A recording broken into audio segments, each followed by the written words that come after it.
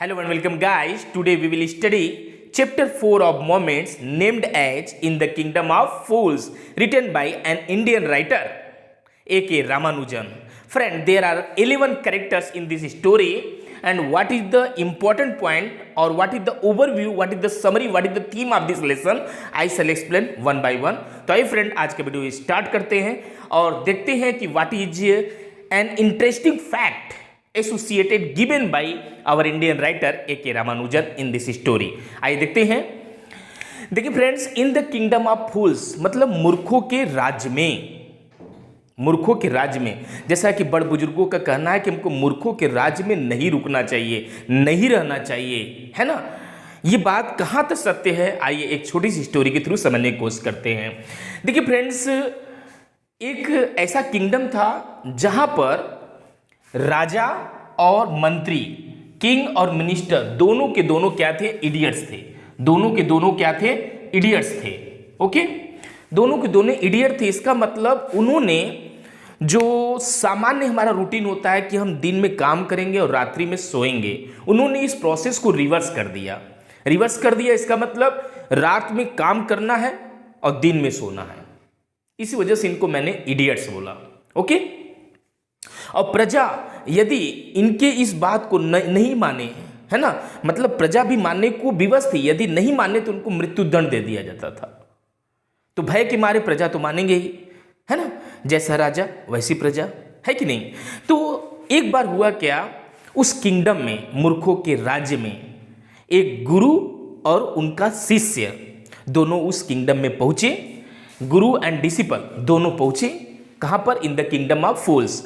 जब वहां पर पहुंचे तो ये देख रहे हैं कि चारों तरफ सन्नाटा छाया हुआ है, कोई व्यक्ति दिखाई नहीं दे रहा है। आखिर बात क्या है? कुछ भी काम नहीं हो रहा, टोटली जैसे नाइट की सिचुएशन होती है वैसे उनको दिखाई दे रही है ना। और उनको भूख भी जोर से लगी थी। उनको लगा कि कुछ मिल जाता खाने पीने को, थोड़ा सा खा के हम संतृप्त हो जाते, फिर अपनी यात्रा आगे करते। तो जैसे इवनिंग का टाइम हुआ तो देखते हैं धीरे धीरे दुकानें खुलनी चालू हो गई, दुकानें खुलनी चालू हो गई, और साथ ही साथ दिन में जो काम किए जा रहे हैं वो सारा काम रात में होना चालू हो गया। तो गुरु तो बहुत इंटेलिजेंट आदमी था, वो समझ गया कि यहाँ के लोग क्या है, मूर्ख हैं। और साथ ही साथ चूंकि उनको भूख लगा था तो सामान खरीदने जाते हैं, तो उनको ये पता, सामान खरीदने जाते हैं और जो भी ये सामान खरीदते हैं उसके लिए सिर्फ उनको 1 रुपये पटाने पड़ते हैं। हर चीज़ वहाँ पर 1 रुपये की थी। 1 रुपये दैट इज, इसको यहाँ पर क्या बोला गया? सिंगल डुडू। मतलब वहाँ का जो सिक्का था वो डुडू था। एक सिंगल डुडू या सिंगल कॉइन देने पर कोई भी चीज़ आप खरीद सकते थे। Okay, the price was, everything was same in that kingdom of fools. A single डुडू आप देख करके, दैट इज सिंगल कॉइन देख करके आप कोई भी चीज़ खरीद सकते थे। गुरु तो पूरा समझ गया, पूरा भाप लिया कि अरे बाबा, यहाँ तो पूरे के पूरे जो है निपट निरक्षर लोग हैं, ये राजा और प्रजा एकदम मूर्ख है यहाँ की, इसलिए यहाँ पे नहीं रुकना चाहिए। हर सामान ये सिंगल डुडू में दे रहे हैं, और साथ ही साथ जो दिन में काम करने का है, दिन में काम न करके ये लोग रात में काम करते हैं और रात का काम दिन में करते हैं, है ना। ये लोग पूरी तरह से क्या है? निपट निरक्षर है कि नहीं। इनके यहाँ पर रहना जो है खतरे से खाली नहीं है, कभी भी कुछ भी हो सकता है। तो इन्होंने अपने चेले को समझाया कि चलो यहाँ से जल्द से निकल जाओ, यहाँ पर रुकना मुनासिब नहीं है। लेकिन डिसिपल जो था वह थोड़ा सा क्या था, ग्रीडी नेचर का था। वो बोला, बाबा आई शैल नॉट गो अहेड, है ना, मैं यहीं रुकूंगा, यहाँ पर मस्त जो मन करेगा खाऊंगा, जो मन करेगा पहनूंगा, हर चीज यहाँ सस्ती है, सिंगल डुडू दो और कोई भी चीज लो, खाओ, मस्त ऐश करो।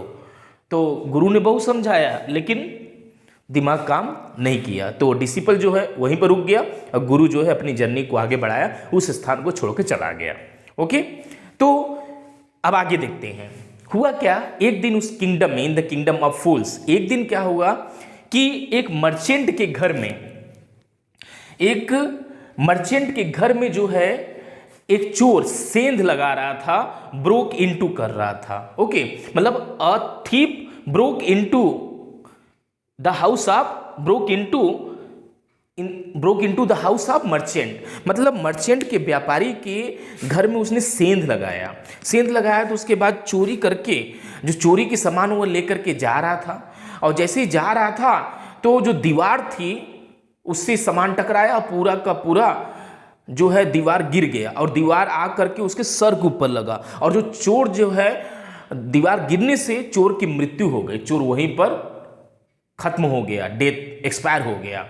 तो जो चोर का भाई था उसने जो है अपने भाई की मृत्यु का, दैट इज चोर की मृत्यु का कारण किसको बतलाया? मर्चेंट को बोला कि तुम मेरे जो है भाई के हत्यारे हो, तुम्हारी वजह से जो है मेरा भाई एक्सपायर हुआ है। तो क्या किया इस थीप की ब्रदर ने, क्या किया, मर्चेंट के खिलाफ ले जा करके क्या किया, शिकायत कर दिया। कहां पर? किंगडम में, माने किंग के पास जाके शिकायत कर दिया। किंग के पास जैसे शिकायत किया तो किंग ने मिनिस्टर से सलाह मशवरा किया और बोला कि रियल में चोर की मृत्यु का कारण या तुम्हारे भाई की मृत्यु का कारण ये मर्चेंट ही है। तो मर्चेंट को क्या किया गया? समन्ड किया गया। समन्ड मतलब राजशाही दरबार से आदेश पारित किया कि उसके खिलाफ उसको बुलाया गया, है ना। तो मर्चेंट जो बोलता है इसमें मेरी कोई गलती नहीं हुजूर, मैंने क्या किया है, एक तो मेरा वो सामान चोरी किया, एक तो मेरा सामान मेरे घर में सेंध लगा रहा था, चोरी कर रहा था और दीवार गिर गई तो मैं क्या कर सकता हूं भाई, मेरा तो दोनों तरह से लॉस हुआ, मेरा दीवार भी गिरा और मेरा सामान भी चोरी हो रहा था, है कि नहीं। तो इसके लिए तो भाई जो दीवार बनाया है, जो ब्रिक लेयर है उसको बुलाइए, जो दीवार खड़ा किया उस मिस्त्री को बुलाइए, है ना, असली जो है जिम्मेदार वही है। तो फिर उस इडियट किंग ने जो है मिनिस्टर से सलाह मशवरा किया और करने के बाद जो है बोलते हैं ब्रिक लेयर को छोड़ो, ब्रिक लेयर की रियल में इसमें गलती नहीं है, क्या कहते हैं बोलते हैं ब्रिक लेयर को बुलाया जाए। तो समन्ड पारित होता है, ब्रिक लेयर को बुलाया जाता है। तो ब्रिक लेयर क्या बोलता है, माने जो दीवार बनाने वाला मिस्त्री है वो बोलता है मेरी क्या गलती है हुजूर, मैं तो दीवार बना ही रहा था, अपनी तरफ से मैं पूरा 100% देने की कोशिश कर रहा था। लेकिन उसी समय एक डांसिंग गर्ल जो है उधर से बार बार आना जाना कर रही थी, बार बार मतलब आज भी मतलब आज गई फिर कल जाए, माने डेली वो आना जाना करती थी। तो मैं उसको देखता था तो अट्रैक्ट हो जाता था, इतनी सुंदर है तो मैं क्या करूं, है कि नहीं, अट्रैक्ट हो जाता था और जिसकी वजह से मैं दीवार अच्छा नहीं बना पाया। तो मेरी गलती नहीं है, गलती उस डांसिंग गर्ल की है। यदि वो नहीं आती तो मेरा ध्यान नहीं भटकता और मैं ध्यान नहीं भटकता तो मैं अच्छी दीवार बनाता। तो बोलते हैं फिर वो इडियट जो है किंग मिनिस्टर जो है आपस में सलाह मशवरा करते हैं, करने के बाद जो है ब्रिक लेयर को छोड़ दिया जाता है, बुलाया जाता है डांसिंग गर्ल को। तो डांसिंग गर्ल बोलती है मैं कहाँ से गलती हूँ हुजूर, मेरी कहाँ गलती है, I am not accused of for that, please आप गोल्ड स्मिथ को जो है सूली पर चढ़ाइए, उसको दंड दीजिए, उसी की वजह से जो है इनके भाई की मृत्यु हुई है। बोलते हैं कैसे? तो डांसिंग गर्ल बोलते हैं गोल्ड स्मिथ को, ये जो है गोल्ड स्मिथ को बोलते हैं कि फांसी पर चढ़ाया जाना चाहिए, इसको दंड दिया जाना चाहिए। डांसिंग गर्ल रीजन बताती है कि मैंने इनको जो है अपनी ज्वेलरी दिया था, मैंने ज्वेलरी दिया था, बोला था कि जल्द से जल्द इसको बना दो, सर गोल्ड आइटम दिया था, बोला था जल्द से जल्द ज्वेलरी बना दो, लेकिन ये जो गोल्ड स्मिथ है ये काम टाइम पे किया ही नहीं, मैं इसके पास बार बार आना जाना करती थी, तो मेरी क्या गलती है।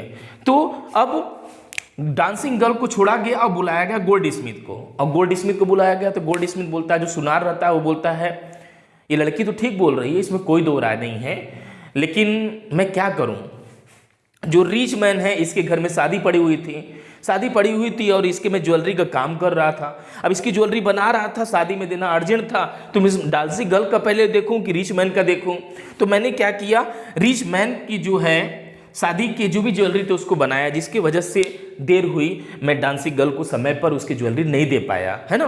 तो फिर दोनों इडियट्स किंग और मिनिस्टर आपस में सलाह मशवरा करते हैं, करने के बाद जो रिच मैन को बुलाया जाता है, तो रिच मैन बोलता है मेरी क्या गलती है, मेरी फादर ने जो है ज्वेलरी बनाने का ऑर्डर दिया था गोल्ड स्मिथ को, न वो देते गोल्ड स्मिथ को, न तो वह मेरे फादर जो है न तो गोल्ड स्मिथ को ज्वेलरी का ऑर्डर देते इतनी सारी मात्रा में, न तो देर होता न कुछ लफड़ा होता, है कि नहीं। मतलब मेरे फादर जो है, जो कि ओनर ऑफ दैट हाउस भी थे, वो जो है सरासर उन्हीं की ही गलती है। मतलब सब कुछ जो है चोर से बात आते आते कहाँ पे चला गया, फादर ऑफ रिच मैन तक चला गया। तो उसके फादर को, that is owner of the house को बुलाया गया। तो उसके बाद उनके लिए क्या हुआ कि एक नया स्टेक बनाया गया, मतलब एक नया फांदा बनाया गया, है ना, फांसी पे चढ़ाने के लिए न्यू स्टेक बनाया गया, to made for the owner, that is owner of the house. Okay, made for the owner to die, उनको फांसी पर चढ़ाए जाने के लिए, उनको मृत्यु दंड देने के लिए एक न्यू स्टेक बनाया गया, नया फांदा बनाया गया। लेकिन अनफॉर्चुनेटली हुआ क्या, जैसे ही उस फांदा को गले में डाला गया और बॉडी में, मतलब जैसे गले में डाला गया तो वो फिट ही नहीं बैठ रहा था, है कि नहीं, न्यू स्टेक जो फिट नहीं बैठ रहा था, और बॉडी में भी, मतलब कहने मतलब जो फांसी चढ़ाया जाना है पूरी सूली जैसे चढ़ा दिया जाता है उस तरह से, तो जो भी फांदा था वो ठीक से बैठ नहीं रहा था, प्रॉपर बैठ नहीं रहा था। तो मिनिस्टर और किंग ने आपस में सलाह मशवरा किया और बोले कि हटाओ इसको, इस ओनर को हटाओ, ये जो फांदे में फिट नहीं बैठ रहा है ये मरेगा नहीं। तो ऐसा करो, जाओ देखो कौन थोड़ा मोटा तगड़ा है, जो मोटा तगड़ा होगा उस व्यक्ति को पकड़ कर लाओ, उसी को न्यू स्टेक में क्या किया जाएगा, डाई किया जाएगा, उसको मतलब फांसी पे चढ़ा दिया जाएगा। तो हुआ क्या, खोजते खोजते लोग जो है, किंग के जो लोग थे और सोल्जर लोग थे, वो लोग खोजते जो है, मतलब उसके जो सैनिक थे राजा के, वो खोजते देखते हैं कि एक मोटा तगड़ा व्यक्ति जो कि डिसिपल था, डिसिपल को पकड़ के लाते हैं और ला करके उसको न्यू स्टेक पे फांसी पर चढ़ाने जाते हैं, है ना। तो बोलते हैं हाँ ये तंदुरुस्त है, खा पी करके एकदम मोटा तगड़ा है, इस पे जो है न्यू फेक पूरी तरह से लागू होता है, ये इसमें एक्सपायर हो जाएगा, मृत्यु दंड इसको दिया जाना चाहिए। तो बेचारा फंस गया, फिर मरता क्या न करता, फिर वो अपने गुरु को याद करता है, गुरु की बातों को याद करता है। गुरु ने सही बोला था कि we should not stay in the kingdom of fools, मूर्खों के राज्य में उनको नहीं रहना चाहिए, लेकिन मैंने बात नहीं माना और मैं यहाँ पर रहा, आज जो है मेरे को मृत्यु दंड दिया जा रहा है। तो उसने मन में अपने गुरु को याद किया, तो उसके गुरु जो है बहुत ही यशस्वी, बहुत ही प्रतापी गुरु थे। वो अपने चेले की बातों को सुन लेते हैं और तुरंत वहाँ पे प्रकट होते हैं। प्रकट होने के बाद जो है, चूँकि वह पास्ट और फ्यूचर को देख सकते थे उसके गुरु, तो उसके गुरु ने अनुमान लगा लिया कि मेरे चेले के साथ क्या गलत हुआ है। तो उसके बाद उनके माइंड में एक प्लानिंग आया, उस प्लानिंग के थ्रू उन्होंने डिसिपल के कान में जाकर कुछ बड़बड़ाया, कुछ मटरिंग किया, और मटरिंग करने के बाद मटरिंग किया, उस मटरिंग के थ्रू मतलब एक आइडिएशन था, एक प्लान था दोनों जन का, मतलब स्पेशली उनके गुरु का। उस प्लान के थ्रू गुरु और चेला में जो है बहस चालू हो गई, गुरु और चेला में बहस चालू हो गई। गुरु बोलता पहले मैं मरूंगा, चेला बोलता नहीं पहले मैं मरूंगा, तो बार बार बोलता नहीं मैं मरूंगा, वो बोलता पहले मैं मरूंगा, इसमें बहस हो रहा था। तो किंग जो है सबको देख करके एकदम हैरान हो गया कि क्या बात है भाई, मरने के लिए ये लोग क्या कर रहे हैं, बोलते पहले मैं मरूंगा, क्या बात है। तो गुरु से पूछा जाता है कि why do you want to die at first, tell me the reason, king पूछता है।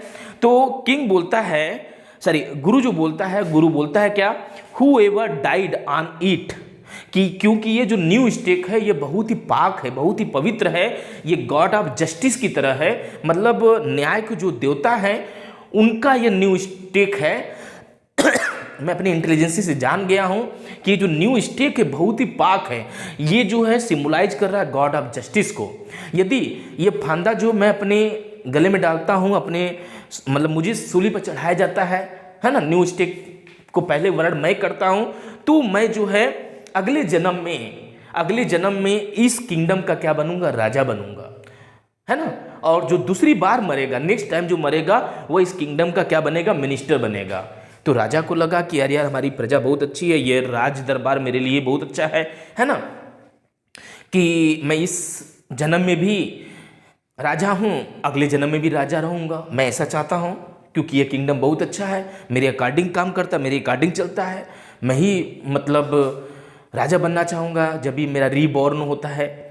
तो बाद में दोनों किंग और मिनिस्टर आपस में सलाह मशवरा करते हैं और ये डिसाइड करते हैं कि रियल में ये गॉड ऑफ जस्टिस का जो है सिम्बलाइजेशन है और जो न्यू स्टेक है। तो हम ऐसा करते हैं कि इन दोनों को फ्री कर देते हैं, जेल से फ्री कर देते हैं और उसकी जगह हम चले जाते हैं। पहले मैं मरूंगा, फिर दोबारा तुम मरना, मतलब राजा बोलता है कि at first I shall die and second time में तुम मरना, तो अगले जन्म में भी मैं राजा बनूंगा, तुम मेरे मंत्री बनोगे। तो फिर क्या हुआ, गुरु और चेले को फ्री कर दिया गया और ये दोनों फांसी पर चढ़ गए, न्यू स्टेक को वर्ण कर लिए। कौन, इडियट्स, किंग और मिनिस्टर। और जैसे ही सब मर गए उसके बाद प्रजा रोने लगी, बिलखने लगी और उसके बाद गुरु चेला जो है धीरे से पत्ता सा मतलब दूसरे सुबह वो लोग क्या कर रहे थे, अपने गंतव्य की तरफ जा रहे थे। क्योंकि जनता पीड़ित थी कि विदाउट किंग जो है कैसे हमारा राज्य चलेगा, कैसे हमारा ख्याल रखा जाएगा, कैसे हम आगे बढ़ेंगे, इस किंगडम का कैसे भरण पोषण होगा। जो वहाँ के पुरोहित लोग हैं सब लोग सोचते हैं कि ये जो गुरु है ये बहुत बुद्धिमान है ना, और इस चेले को दोनों को पकड़ा जाए और इन्हीं को क्या बनाया जाए, किंग और मिनिस्टर बनाया जाए। तो पुरोहितों की और प्रजा की सलाह मशवरा से और सबकी रजामंदी से जो है गुरु को किंग बनाया जाता है, और जो चेला रहता है वो क्या बन जाता है, मिनिस्टर हो जाता है। लेकिन गुरु बोलता है कि एक शर्त है, मैं तभी राजा बनूंगा जब यहाँ के जो भी नियम है वो सारे मैं रिवर्स कर दूंगा, मतलब जो सही है उस तरह से चलेगा। यदि तुम लोग राजी हो तभी मैं बनूंगा, मतलब दिन का काम दिन में होगा, रात का काम रात में होगा। ओके, ये नहीं कि दिन में रात का काम हो, रात का दिन में काम होगा, ऐसा नहीं चलेगा। यदि तुम लोग राजी हो तो बताओ, I shall be the king, I shall be the next king of this kingdom. तो प्रजा राजी हो जाती है और इस तरह से एक कहानी अपने अंजाम तक पहुंचती है। आई थिंक फ्रेंड आपको ये वीडियो काफ़ी अच्छा लगा होगा, काफ़ी इंटरेस्टिंग लगा होगा, तो इसको ज़्यादा लाइक करिए, शेयर करिए, सब्सक्राइब करिए। Okay bye, thanks for watching.